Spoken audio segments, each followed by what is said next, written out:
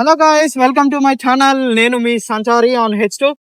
ముందుగా అందరికీ చాలా చాలా థ్యాంక్స్. ఎందుకనంటే నా బైకర్స్ మీట్ వీడియో 25,000 వ్యూస్ వస్తాయని నేను కళలో కూడా ఎక్స్పెక్ట్ చేయలే. అదంతా మీ వల్లనే. Thank you for your support.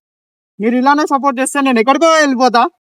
So ఈరోజు నా వీడియో వచ్చేసి దేని గురించి అని అంటే కవాసాకి నింజా హెచ్టీ యొక్క స్పెసిఫికేషన్స్ గురించి, బైక్ గురించి మీకు డీటెయిల్ గా అది ఎంత హార్స్ పవర్, ఎంత స్పీడ్ వెళ్తుంది, ఎంత మైలేజ్ వస్తుంది, టైం టు టైం మెయింటెనెన్స్ ఎప్పుడెప్పుడు చేయాలి, ఆ బైక్ యొక్క ఫ్యూచర్స్ ఏంటి అనేది మీకు ఈరోజు చెప్పబోతున్నా ఈ వీడియోలో.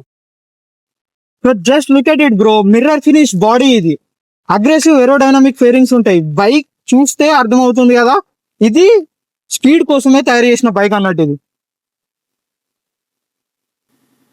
ఇదైతే మీరు చూస్తున్నారు కదా, ఇది కవాసాకి నింజా హెచ్2 కార్బన్ అని ఎందుకు అని అంటున్నానంటే, కార్బన్ అంటే ఇది ఉంది కదా ఫ్రంట్, ఇది కార్బన్ కవల్.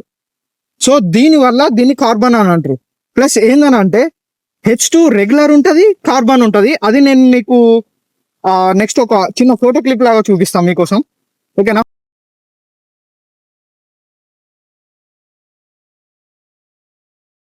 సో హెచ్2 కార్బన్ కి డిఫరెన్స్ ఏంది అని అంటే, హెచ్2లో మీకు ఈ గ్రీన్ కలర్ ఫేరింగ్స్ రావు రెగ్యులర్ హెచ్2లో. సో హెచ్2 కార్బన్ లో ఏంటంటే ఈ గ్రీన్ ఫేరింగ్స్ వస్తాయి, ప్లస్ ఇది కార్బన్ ఫైబర్ కవర్ వస్తుంది అన్నట్టు మీకు ఫ్రంట్ లో. సో ఇది డిఫరెన్స్ ఫస్ట్ హెచ్2 అండ్ హెచ్2 కార్బన్ కి. ఇది చాలా మందికి తెలియదు. అందరూ హెచ్2 కార్బన్, హెచ్2R మూడు ఒకటే అనుకుంటారు, కానీ కాదు. సో అఫీషియల్ గా ఇప్పటి వరకు టాప్ స్పీడ్ వచ్చేసి అయితే 337 km/h వెళ్తుంది. అలానే మైల్స్ లోకి కన్వర్ట్ చేసుకుంటే 210 mph అన్నారు. కానీ అది depends on weight, depends on who is the rider weight బట్టి మీకు స్పీడ్ డిఫరెన్స్ అనేది వస్తుంది అన్నట్టు. సో అట్లనే 0 to 100 km/h అయితే 2.5 seconds వెళ్తుంది బైక్. జస్ట్ 2.5 seconds లో 100 km/h కొట్టచ్చు మనం విత్ ఇన్ ఫస్ట్ గేర్ ఒక్కటే 100 km/h పోతుంది. నేను మీకు జస్ట్ ఒక ఫస్ట్ గేర్ స్పీడ్ మాత్రం చూపిస్తా ఈ వీడియో ఎండ్ వరకు చూస్తే మీకు ఆ ఒక్కటి మాత్రం చూపిస్తా.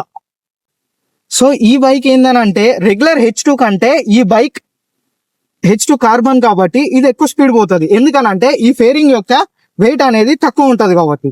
So just little like 1 or 2 or 5 kmph అట్లా ఎక్కువ వెళ్తుంది అన్నట్టు స్పీడ్ మాత్రం. సో ఇప్పుడు మనమైతే స్పెసిఫికేషన్స్ గురించి మాట్లాడుకుందాం ఈ బైక్ గురించి. ముందుగా ఈ ఇంజన్ వచ్చేసి 998cc super charged inline 4 cylinder.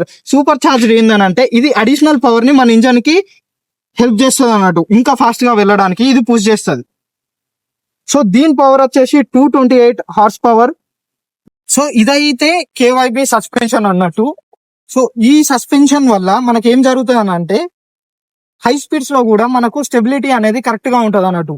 Bumps వచ్చినా, రోడ్ పైన బంప్స్ వచ్చినా, పాట్ హోల్స్ లాంటివి ఉన్నా కానీ హై స్పీడ్స్ లో కూడా మనకు ఎట్లాంటి డిఫరెన్స్ అనేది అయితే ఉంటది పర్ఫార్మెన్స్ లో.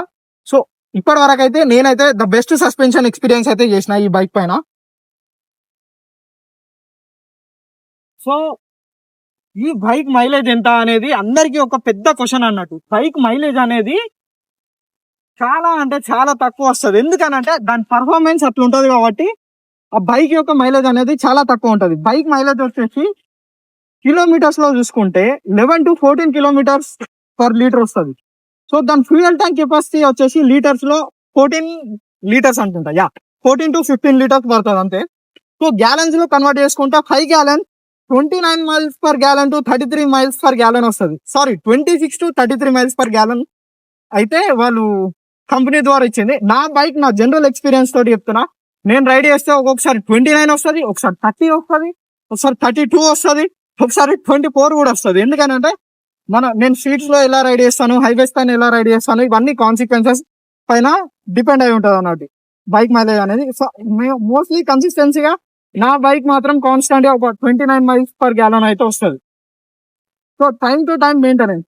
ఫస్ట్ సర్వీస్ వచ్చేసి 0 to 600 miles అంటే ఇండియాలో వచ్చేసి అంటే ఒక 1000 kilometers అనుకోండి. ఫస్ట్ సర్వీస్ వచ్చేసి ఒక 1000 kilometers కి బండి సర్వీసింగ్ కాస్ట్ మాత్రం చాలా ఎక్స్పెన్సివ్. సో ఇప్పుడైతే బండి యొక్క వెయిట్ గురించి చెప్తా. వెయిట్ అయితే అసలు దున్నపోతు కంటే ఎక్కువ ఉంటది బండి. కాకపోతే నువ్వు ఒక్కసారి రైడ్ మూవ్మెంట్ తీసుకున్నాక చాలా బ్యాలెన్స్డ్ గా ఫీల్ అవుతావు. వెయిట్ వచ్చేసి 238 కిలోస్, అంటే 2.5 క్వింటాల్ ఉంటుంది దగ్గర దగ్గర. 500 LBs 580 LBs చేంజ్ ఉంటది. ఓకేనా? సో బైక్ అయితే చాలా అంటే చాలా వెయిట్ అనిపిస్తుంది మీకు నార్మల్ గా పుష్ చేయడానికి కానీ రివర్స్ తీసుకోవడానికి కానీ. కానీ ఒక్కసారి రైడింగ్ పొజిషన్ లోకి వెళ్ళాలంటే మాత్రం చాలా కంఫర్టబుల్ ఉంటుంది. చాలా అంటే చాలా కంఫర్టబుల్ గా. నాకైతే ఎప్పుడు ఓవర్ వెయిట్ అనిపించలేదు. జస్ట్ అప్పుడప్పుడు వెనక్కి ఇలా అయినప్పుడు అనిపిస్తుంది. సో నాకైతే ఎప్పుడైతే కంఫర్టే ఉంటుంది. సో ఇలా నాకైతే సింపుల్ గానే వచ్చేస్తుంది. నాకు అంత పెద్దగా అనిపించదు, ఎందుకంటే నాకు అలవాటు ఉందో ఏందో కానీ. సో బైక్ మాత్రం చాలా వెయిట్ అనిపిస్తుంది స్టార్టింగ్ లో. మీకు వన్స్ ఒకసారి మూవ్మెంట్ తీసుకుంటే మాత్రం చాలా కంఫర్టబుల్ ఉంటుంది. సో ఇదైతే బైక్ యొక్క స్పెసిఫికేషన్. నెక్స్ట్ 0 to 100 కిలోమీటర్స్ కొట్టే వీడియో మాత్రం ఇప్పుడు మీరు చూడండి, మీకోసం చూపిస్తా. 2.5 seconds లో లేస్తుంది అది మాత్రం స్పీడ్. ఒకటి మాత్రమే చూపిస్తా. ఇంకా టాప్ స్పీడ్స్ కొడితే నాకు తర్వాత లీగల్ నోటీసెస్ వస్తాయి కాబట్టి సో నేను అది చేయను. And thanks for watching. Signing off for now. Please don't forget to subscribe, like and share my channel Sanchari on H2. Instagram లో కూడా ఫాలో కొట్టండి. టిక్ టాక్ వాడితే టిక్ టాక్ లో కూడా చేయండి.